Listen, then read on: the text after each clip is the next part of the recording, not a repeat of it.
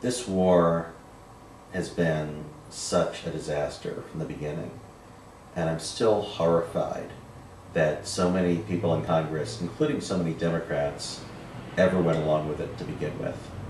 I mean, 9/11, what did this have to do with 9/11? 15 of the 19 terrorists came from Saudi Arabia. They didn't come from Iraq. In terms of weapons of mass destruction, why didn't we invade North Korea? We knew North Korea had nukes.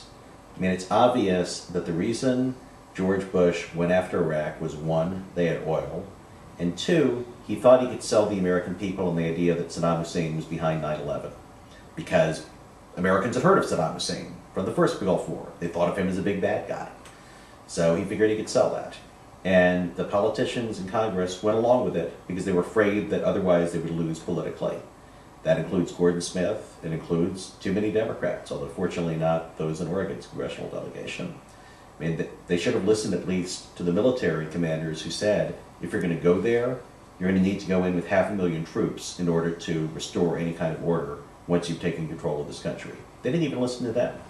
And I have to say, I'm disappointed in my opponent in this primary, Speaker Merkley, because when the war started, he claims he was always against it, that he voted for this resolution in the Oregon House that said that Saddam Hussein threatened the Middle East and the global economy with weapons of mass destruction, that said, we, the House of Representatives, acknowledge the courage of George W. Bush and his cabinet and support the victorious removal of Saddam Hussein from power.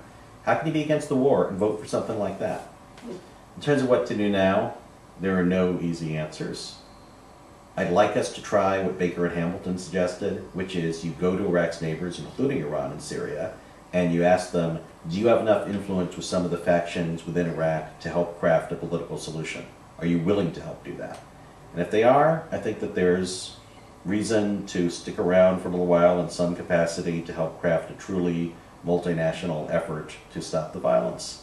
But if that doesn't work, then I think we simply have to get out. And we get out knowing that things aren't going to be all sweetness and light there for quite some time. I'm afraid that some form of civil war will continue. I feel terrible about that because we're responsible for creating these conditions. But the fact that you helped cause a problem doesn't mean that you can solve it.